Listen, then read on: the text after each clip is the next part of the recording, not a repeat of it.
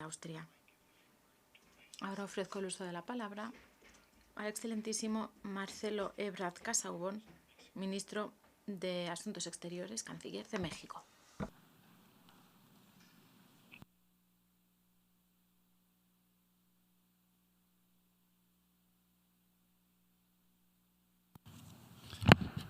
Muchas gracias, señor presidente. Distinguidos colegas, reciban un cordial saludo del presidente Andrés Manuel López Obrador y de todo el pueblo de México. En 2022 enfrentamos una de las crisis más graves de los últimos tiempos que ha impactado el orden global, la paz y la seguridad internacionales, la economía, el abastecimiento de productos básicos y los servicios esenciales. Las necesidades de asistencia humanitaria se han multiplicado. La desigualdad, por desgracia, ha crecido y los efectos del cambio climático se han agravado también.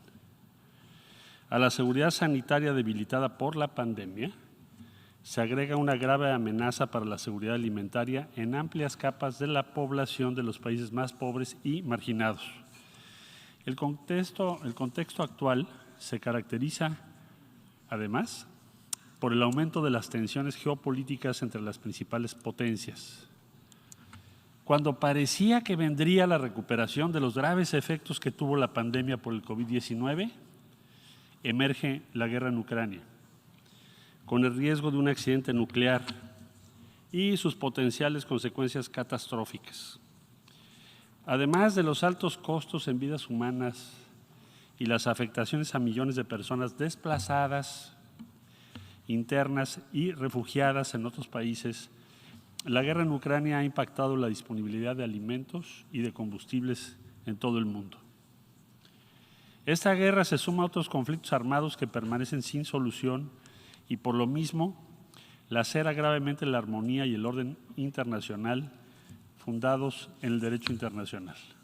México, como Estado responsable y comprometido con la promoción de la solución pacífica de las controversias, acude a esta Asamblea General con una propuesta para el diálogo y la paz en Ucrania que expondré a continuación brevemente.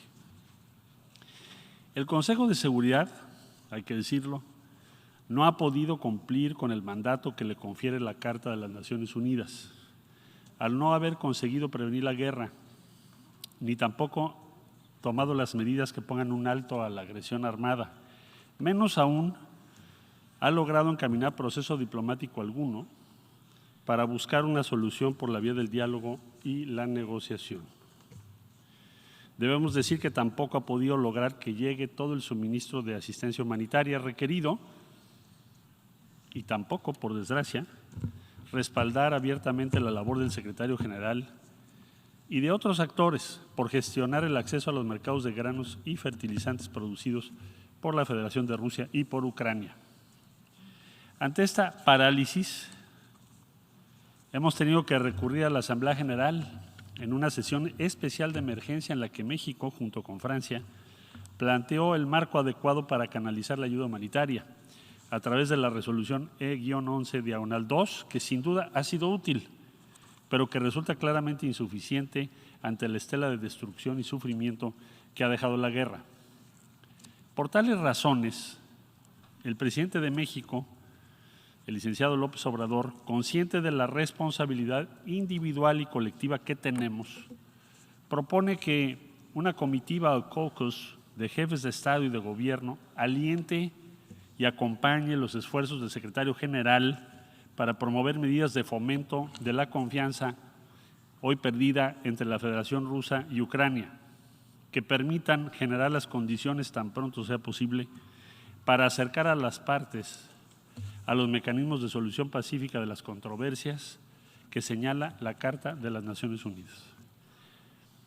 Dicho de otro modo, ante la parálisis del Consejo de Seguridad, debemos ofrecer entre todos un canal diplomático complementario a los existentes para interactuar con las partes en conflicto, con miras a reducir las tensiones y encauzar la mediación indispensable. Esta propuesta ha sido compartida en días pasados con el secretario general, y con las partes involucradas, así como con las delegaciones de la India y de la Santa Sede, toda vez que el presidente López Obrador considera que en dicha comitiva debieran participar junto con el secretario general de la ONU, entre otros, Su Excelencia Narendra Modi y Su Santidad el Papa Francisco. Vamos a proseguir con las consultas necesarias con el único propósito de poder contribuir como actor imparcial y de buena fe a generar el más amplio respaldo posible a las gestiones y buenos oficios de Antonio Guterres y del Caucus, cuya conformación esperamos que proceda con el apoyo de los Estados miembros de la ONU. En estos casi 2 años, como miembro electo del Consejo de Seguridad, México ha procurado adentrarse en las causas estructurales de los conflictos y promover la diplomacia preventiva como elemento central para el mantenimiento de la paz y la seguridad internacionales. Hemos traído a la mesa del Consejo temas que se habían dejado de lado, tales como la pobreza, la corrupción y desigualdad, como factores subyacentes del conflicto de salud, como factores subyacentes del conflicto.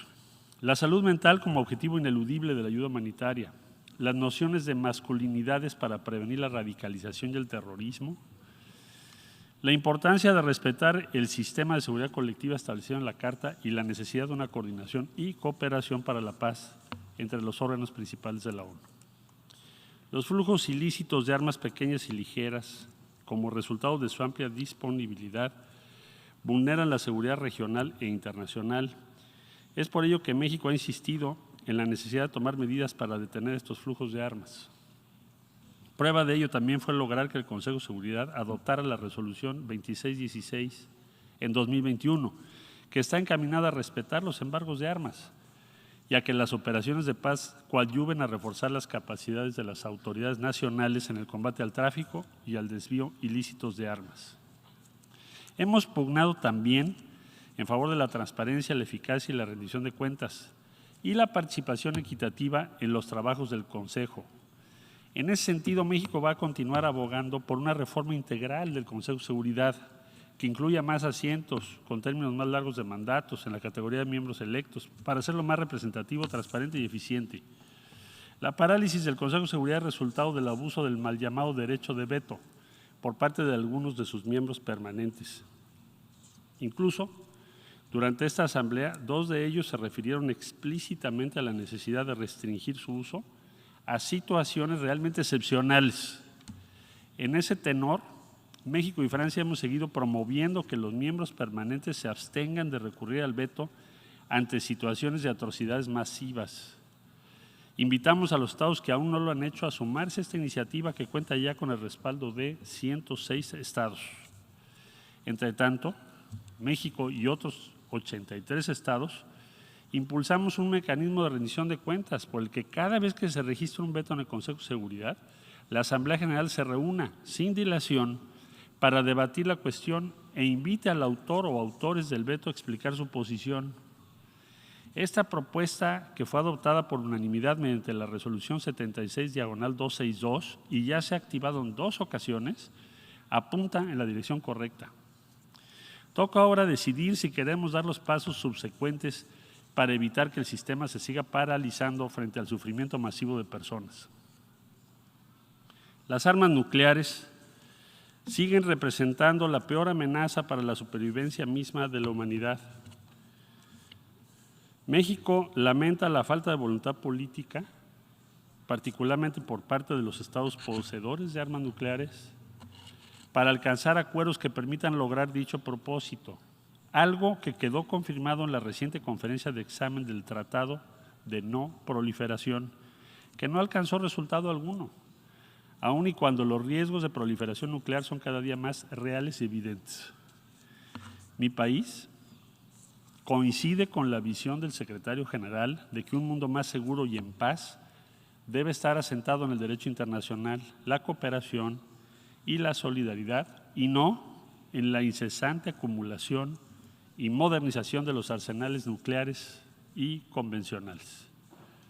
Justamente fue esta visión la que llevó a los países de América Latina y el Caribe a establecer la primera zona libre de armas nucleares en un área densamente poblada a través del Tratado Tlatelolco y la que condujo a la conclusión y entrada en vigor en años recientes del Tratado sobre la Prohibición de las Armas Nucleares. Señor presidente, colegas, México reafirma que las Naciones Unidas continúan siendo una herramienta única de la comunidad internacional para la resolución pacífica de controversias y la consecución de los objetivos de la Agenda 2030 para el desarrollo sostenible.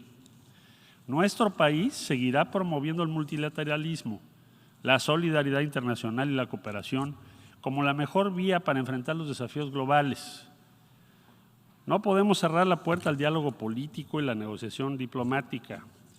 Las actuales tensiones internacionales no van a solucionarse por la vía de la fuerza. Debemos asegurar entendimientos políticos y mecanismos de construcción de la confianza. Sí, restaurar la confianza es uno de nuestros mayores retos hoy. México hace un llamado a todos los Estados miembros a trabajar conjuntamente para alcanzar la paz que todos anhelamos, a trabajar unidos en la recuperación post-pandemia con un enfoque sostenible y resiliente que contemple cabalmente las necesidades y las prioridades de todos los países y que ponga a las personas en el centro de nuestras acciones. Muchas gracias. I thank the Minister of Foreign Affairs of Mexico. Muchas gracias al secretario de Asuntos Exteriores de México.